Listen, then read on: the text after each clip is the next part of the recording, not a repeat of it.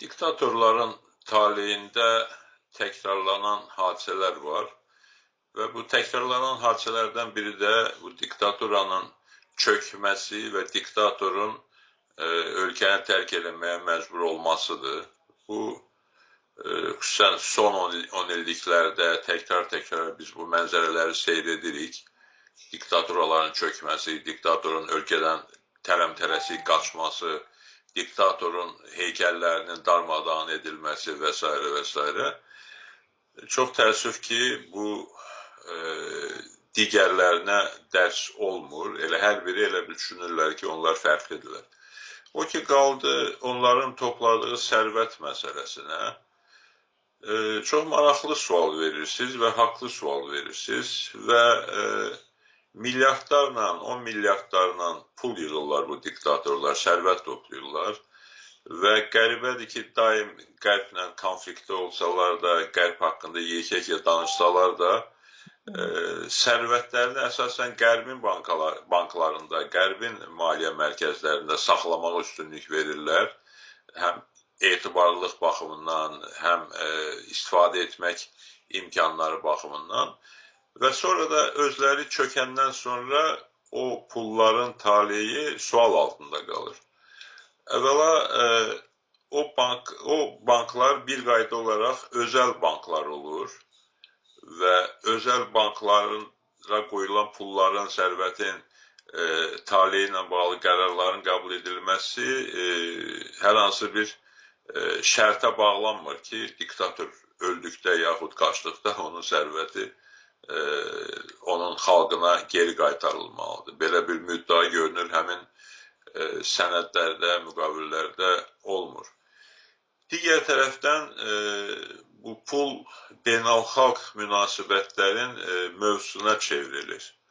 Yəni, təbii ki, banklar nə qədər özəl olsa da, müstəqil olsa da, o bankların olduğu ölkələrdəki mövcud hakimiyyətlər, mövcud elitalar həm o pulların öz dövlətlərinin maraqları üçün istifadə olunmasında maraqlı olurlar. Hətta özəl bankda olsa da həmin dövlətin maliyyə sisteminə daxil olan bir dəyər kimi istifadə olunmasına tərəfdar olurlar.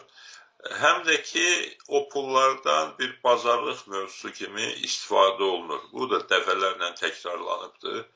Məsələn, 1979-cu ildə İran şahı Məhəmməd Rza Pəhləvinin çöküşündən sonra onun milyardlarla pulu Amerika Birləşmiş Ştatlarının banklarında qalmışdı və yeni hakimiyyət, İrandakı yeni hakimiyyət o pulları geri tələb edirdi.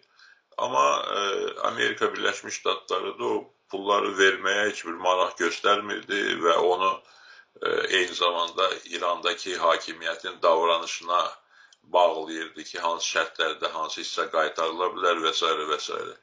Yəni, bu bir gerçəklikdir ki, diktatorların çöküşündən sonra onların uğurladığı pullar, onların yerləşdirdiyi ölkələrin bankları və hakimiyyətləri, siyasi elitaları tərəfindən həm sərvət kimi, həm də ki, beynəlxalq bazarlığın bir elementi kimi istifadə olunur. Bax, bu da həmin o diktatorların öz xalqlarına, öz ölkələrinə 10 illərlə vurduğu zərbələrin, ziyanların daha bir çox böyük bir hissəsi kimi ortaya çıxır.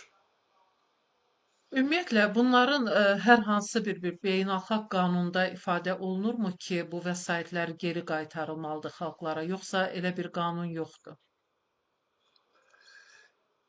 Yəni, bu saat belə qəfildən bu sual verəndə mənim yadıma düşmür ki, elə birbaşa bir qanun var, yoxsa yox. Məncə, ümumi bir, bütün situasiyaları əhatə edən bir qanun yoxdur.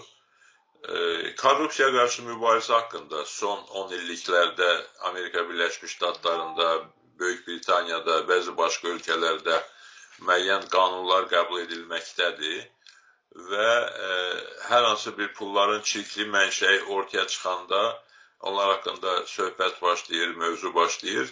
Amma orada da o pulların birbaşa xalqa qaytarılması haqqında müddəa sözü doğrusu mənim yadımda deyil ki, birbaşa yazılmış olsun və birbaşa əməl edilmiş olsun.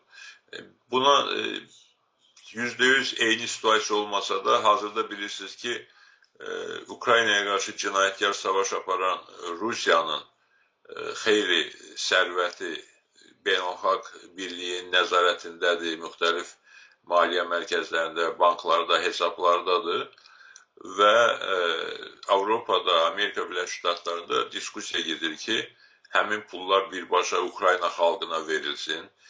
Bəzən də belə şərtləşirlər ki, həmin pullardan istifadə olunur və həmin pulların gətirdiyi gəlirin bir hissəsi Ukrayna xalqına, Ukrayna dövlətinə verilir. Yəni, bu cür diskusiyalar, bu cür söhbətlər, üsullar var.